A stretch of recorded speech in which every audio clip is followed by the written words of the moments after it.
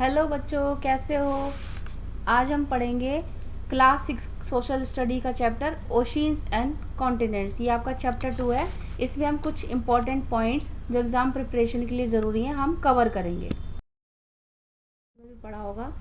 और तो हम एनसीईआरटी की क्लास 6 का ये चैप्टर है ओशियन एंड कॉन्टिनेंट। इसके कुछ इंपॉर्टेंट पॉइंट्स हैं जो हमें एग्ज़ाम प्रिपरेशन के लिए भी याद रखने होंगे, तो हम उन्हीं के बारे में जानेंगे और उनको डिटेल में समझेंगे। इसमें आपका कंटेंट जो रहेगा वो आपके टॉपिक हमने जो कवर किए हैं, मेन पॉइंट्स हैं, जो मेन डेफिनेशंस हैं, इंपॉर्टेंट पॉइंट्स हैं जिसके बेसिस पे क्वेश्चंस आ सकते हैं, उनके बारे में हम डिस्कस करेंगे।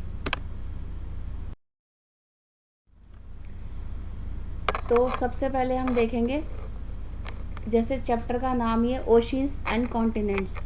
हमारा पहला पॉइंट आता है oceans. Oceans, the largest water body we see on the earth is called oceans. इसका मीनिंग समझेंगे। पानी का बहुत बड़ा हिस्सा हमारी पृथ्वी पर जो अवेलेबल है उसको हम ओशियंस कहते हैं। सेकंड पॉइंट है land mass. A large body of land is called a land mass, यानी भूमि का एक बहुत बड़ा टुकड़ा या बहुत दूर तक हमें जो ज़मीन दिखाई देती है हम उसे लैंड मास कहते हैं। कॉन्टिनेंट क्या होता है? भूमि का एक विस्तार होता है बहुत बड़ा, जिसमें एक कॉन्टिनेंट में जैसे बहुत सारे देशों को मिलकर बना होता है, उसको हम कॉन्टिनेंट कहते हैं। Sea, a large body of salty water that is smaller than an ocean and partially or completely surrounded by land. Sea हम किसको बोलेंगे कि एक बहुत बड़ा पानी का हिस्सा जिसका जो पानी होता है सॉल्टी होता है। सॉल्टी जैसे नमकीन खारा पानी होता है, वो खारे पानी आपने जैसे घर में टेस्ट भी करके देखा होगा, उसमें थोड़ा खारीपन होता है, हल्की कड़वाहट या नमकीनपन होता है। तो समुद्र का पानी टेस्ट करने में ऐसा ही होता है। तो जो सी वाटर होता है वो सॉल्टी होता है, और जो सी होता है वो ओशी से थोड़ा कम होता है, हल्का छोटा होता है। सी यानी हम ये कह सकते हैं सी, दो तीन सी या सीज मिला के ओशियन बनता है। जैसे लैंड लैंड छोटे छोटे लैंड के टुकड़े मिला के कॉन्टिनेंट बनता है। एक देश से दो देश, दो देश से तीन देश, चार देश, उन सबको मिला के कॉन्टिनेंट बनता है। इसलिए इसी तरह एक सी, दो सी, तीन सी, उन सबको मिला के हम इकट्ठा एक साथ हम उसको ओशियन बोलते हैं। नेक्स्ट हम देखेंगे बे। तो बे क्या होता है? A broad inlet of the sea where the land curve inward. Bay मतलब एक तरह से खाड़ी, यानी जैसे पानी आप नदियों से आ रहा है, आपको पता है हमारा जो देश है या दूसरे जो देश है, नदियों का पानी जाकर कहाँ मिलता है? सी में। तो वो कहीं एक कोई एक पार्ट तो आता होगा ना जहाँ पे नदियों का पानी जाकर सी में मिलता है। वो जो हिस्सा होता है वो ज़मीन से, मतलब इनलेट पानी का स्रोत होता है एक तरह से। सारा नदियों का पानी जिस जगह पे जाके समुद्र में मिलता है उस जगह को हम बे बोलते हैं। Gulf, a part of the sea nearly surrounded with land. समुद्र का वो हिस्सा जो मतलब आसपास की ज़मीन से घिरा होता है, लेकिन वो समुद्र का, ज़मीन का ही, कॉन्टिनेंट का ही पार्ट होता है, बट उसके चारों ओर समुद्र होता है और वो एक साइड से कनेक्ट होता है यानी भूमि से, ज़मीन से, और उसके सी वाटर उसके आसपास होता है, उसको हम गल्फ बोलते हैं। जैसे गल्फ कंट्रीज़ बोलते हैं हम, सऊदी अरब, गल्फ कंट्रीज़, और जो ही हम यहाँ पे इसका जो एरिया होता है उसको हम गल्फ कंट्रीज़ इसलिए ही बोलते हैं क्योंकि वो एक साइड से तो जो ज़मीन से जुड़ा हुआ है और उसके बाकी की साइड पे जो है वो पानी है, समुद्र है। मरीन, मरीन क्या होता है? रिलेटेड टू और found in the ocean and seas. Marine एक बीच टाइप हो जाता है, जैसे समुद्र का किनारा, जहाँ पे हम, आपने देखा हुआ टीवी में भी लहरें आती हैं, वो जो बीच एरिया होता है जहाँ पे लोग इंजॉय करते हैं, हम समुद्र को देख सकते हैं, तो वो मरीन हम उसे बोलते हैं। Flora, the plant life of a particular region और ए पीरियड ऑफ टाइम। किसी भी पर्टिकुलर रीजन, किसी भी पर्टिकुलर एरिया का वहाँ की जो प्लांट्स की लाइफ है उसको हम फ्लोरा बोलते हैं। किसी भी एक पीरियड ऑफ टाइम में, फ्लोरा मीन्स जैसे एक कोई एरिया है, कहीं कहीं पे किस अलग अलग हर पूरी भूमि है, धरती है, उसमें अलग अलग देश है, अलग अलग ज़मीन है, तो हर जगह अलग अलग तरह के पेड़ पौधे मिलते हैं। कहीं पर कुछ मिलता है, अब जैसे हमारा भारत है, वहाँ पर नीम है, पीपल है, अशोक है, इस तरह के पेड़ पौधे मिलते हैं। तो ये ज़रूरी नहीं है इसी सिमिलर टाइप के पेड़ पौधे हमें अमेरिका में, सऊदी में मिले, तो आप वो उसकी वहाँ के वातावरण पे, वहाँ के मौसम पे डिपेंड करता है। तो वो उस पर्टिकुलर एरिया की जो जगह है वहाँ पर जो जिस तरह की प्लांट लाइफ अवेलेबल होती है उसको हम फ्लोरा बोलते हैं। और इसी तरह जो फोना होता है उसका मतलब होता है एनिमल लाइफ हो पर्टिकुलर रीजन ऑफ और अ पीरियड ऑफ टाइम। इसी तरह जैसे अब हमारा भारत है, उसमें हमारे जो जानवर हैं, और अगर कोई भी आप मतलब पहाड़ी इलाके में चले जाओ, वहाँ पर अलग तरह के जानवर आपको देखने को मिलेंगे। जंगली इलाके में आपको घातक जानवर मिलेंगे, जो जैसे शेर हो गया, हिरन हो गया। अब अगर शहरी इलाके में चले जाओ, आपको मिलेगा कुत्ता मिलेगा, गाय मिलेगा। तो उस पर्टिकुलर एरिया में जिस तरह के जानवर एनिमल लाइफ होती है, देखने को मिलती है, उसे हम फोना बोलते हैं। अब ये डिफरेंट हो सकती है सिटी के हिसाब से, कंट्री के हिसाब से, वहाँ का पानी, वहाँ का रीजन, वहाँ का एटमॉस्फेयर कैसा, उसके हिसाब से ये अलग अलग हो सकती है। 10th पॉइंट हमारा है ऑल कॉन्टिनेंट। तो आपने ये तो पढ़ा ही होगा कि हमारे जो अर्थ है उस पर कौन कौन से कॉन्टिनेंट हैं और टोटल कितने कॉन्टिनेंट हैं। तो जो हमारे कॉन्टिनेंट हैं वो उनमें से उनके नाम मैं बता रही हूँ। एक पहला है north America, south America, Australia, Antarctica, Africa, Europe and Asia. तो ये जो कॉन्टिनेंट है टोटल, इनके नाम आपको याद होने चाहिए, क्योंकि एग्जाम में बेसिकली यही पूछा जाता है कि टोटल कितने कॉन्टिनेंट्स हैं और उनके नाम क्या क्या हैं। और ये जो आपको कॉन्टिनेंट बताएं, इन्हीं कॉन्टिनेंट के अंदर अलग अलग कंट्री हैं, उन कंट्रीज़ के अंदर अलग अलग स्टेट हैं, फिर सिटी हैं। तो ये आपको इनको लर्न करना ज़रूरी है। कॉन्टिनेंट के नाम आपको अच्छे से पता होने चाहिए।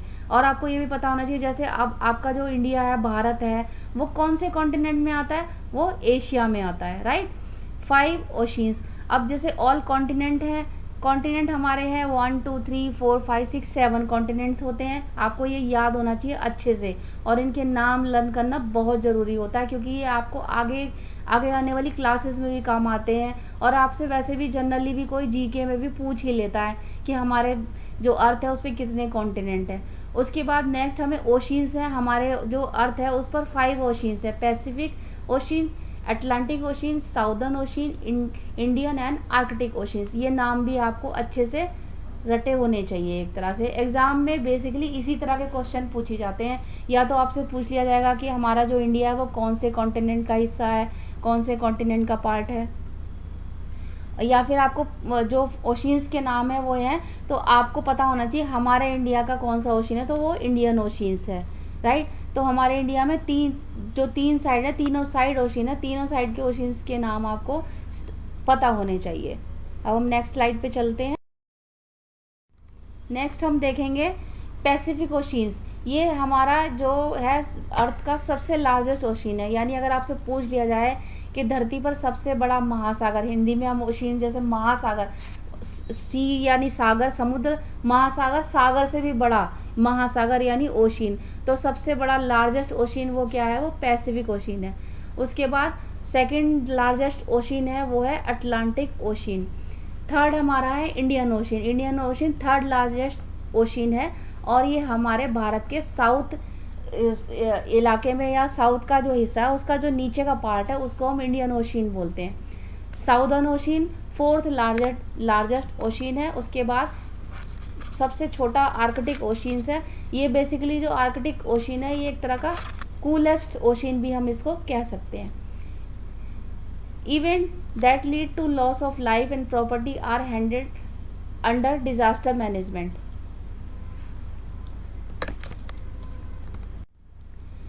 16 पॉइंट्स है। Event that lead to loss of life and property are handled under disaster management. तो जैसे हम पढ़ रहे हैं ओशियन के बारे में और कॉन्टिनेंट्स के बारे में, तो आप सोचोगे ये अचानक से डिजास्टर मैनेजमेंट क्या आ गया। तो जब जैसे धरती पे समुद्र है, ज़मीन है, तो इन्हीं की इस पर हमारे इन्हीं की वजह से अलग अलग तरह के डिजास्टर भी आते हैं, राइट। जैसे ज़मीन है तो वहाँ पे क्या आएगा, भूकंप आएगा। समुद्र है तो वहाँ पे हरिकेन आ जाता है, तूफान आ जाता है, राइट। अब सुनामी भी आने लगा, सुनामी आ जाता है। आपने सुना होगा, न्यूज़ भी देखते होगे अगर आप, तो आपने सुना होगा कि पहले भूकंप आ जाता है। अगर समुद्र में कोई भूकंप टाइप आ जाता है तो उसके बाद उसमें सुनामी का खतरा बढ़ जाता है।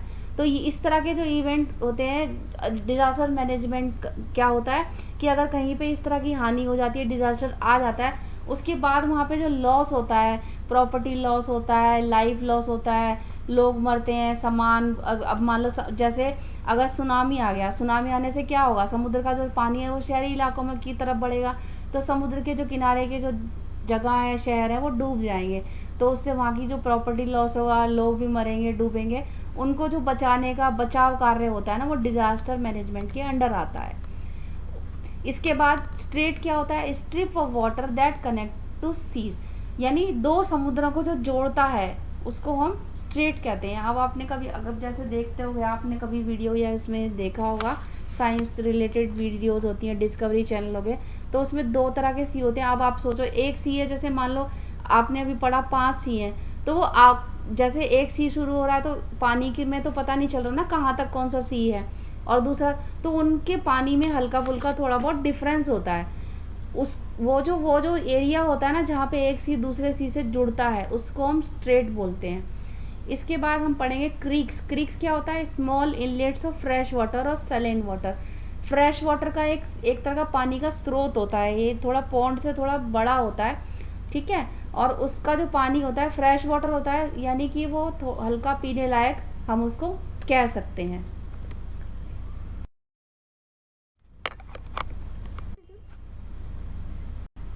Iceland. Some smaller pieces of land are left out, surrounded by water on all sides. They are called Iceland. तो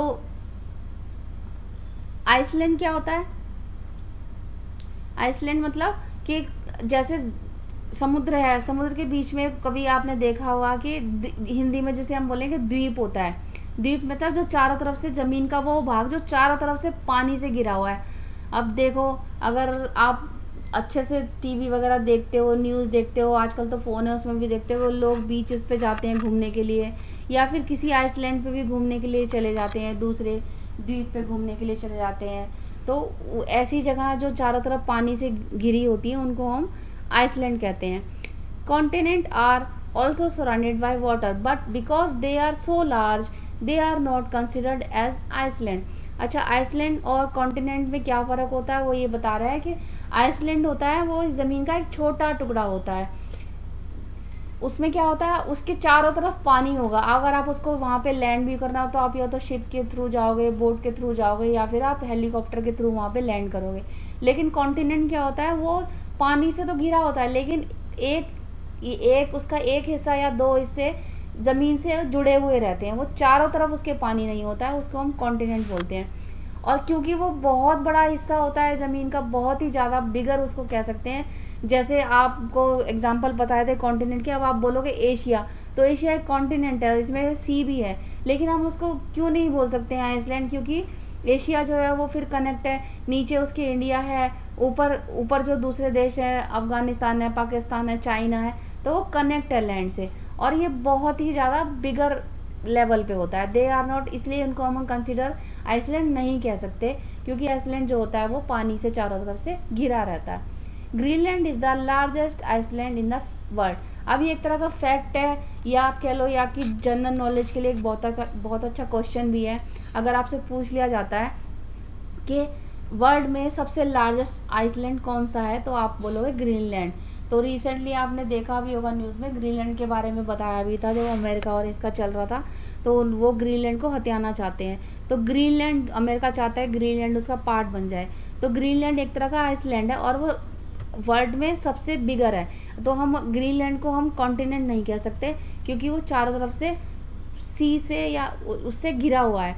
वहाँ का जो सी है वो एक तरह का ठंडा, वहाँ का पानी जो है ना वो बर्फीला, जैसे समुद्र है उसका, उससे घिरा हुआ है वो। एक ये फैक्ट है कि India has 1300 plus small island. भारत में 1300 से भी ज़्यादा छोटे छोटे बहुत सारे द्वीप हैं। अगर आप भारत का आपने मैप देखा होगा तो उसमें आप अगर साउथ की साइड जाओगे और साउथ का जो आप वहाँ का सी पार्ट देखोगे, वहाँ पे छोटे छोटे आप द्वीप बने हुए हैं। अगर आप कभी गूगल अर्थ या गूगल उससे उसको लोकेट करके देखना, वो छोटे छोटे जो बिंदी बिंदी वाइट कलर के दिखाई देते हैं सी के पीछे, वो हम मार्क करते हैं उनको एक तरह से आइसलैंड के रूप में। These include 2 major group. इन सबको हम 2 ग्रुप में हमने डिवाइड किया हुआ है। पहला हमने Andaman and Nicobar island in the bay of Bengal, जो हमारे बे, अगर आप मैप के अकॉर्डिंगली अगर आप बोलेंगे तो वो हमारे अंडमान एंड निकोबार आइलैंड जो है वो बे ऑफ बंगाल में आता है, बंगाल की खाड़ी में आता है। और ये बहुत सारे इनका एक ग्रुप को मिलाकर हम उसे अंडमान एंड निकोबार आइलैंड हम कहते हैं। और ये भारत के नक्शे में अगर आप देखोगे तो वो राइट साइड में आपको नीचे की साइड देखने को मिलेगा। और दूसरा है वो है लक्षद्वीप आइलैंड, वो आपको अरेबियन सी में देखने को मिलेगा। गुजरात में भी तो है एक भी।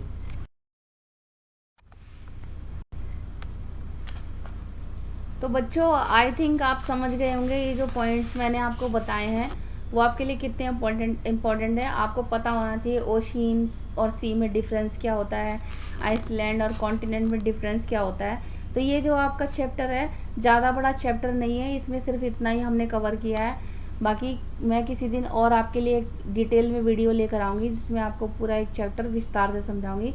ये अभी इम्पोर्टेंट पॉइंट्स मैंने आपको इसलिए ही अलग से बताए हैं क्योंकि अब जैसे ही स्कूल खुलेंगे तो आपके एग्ज़ाम आने वाले हैं। एग्ज़ाम पे आप ये अगर ये पॉइंट्स भी अच्छे से रिमेंबर कर लेते हैं और डिफरेंस को समझ लेते हैं तो आपको खुद समझकर लिखने में आसानी होगी। अगर आपको हमारी ये वीडियो अच्छी लगी हो तो आप लाइक करें, कमेंट करें, चैनल को सब्सक्राइब करें। और आप कौन सा जो भी पॉइंट है या टॉपिक है समझना चाहते हैं मुझे ज़रूर बताएं, मैं आपको उसको डिटेल में अच्छे से समझाने की अपनी तरफ से पूरी कोशिश करूँगी। Thank you.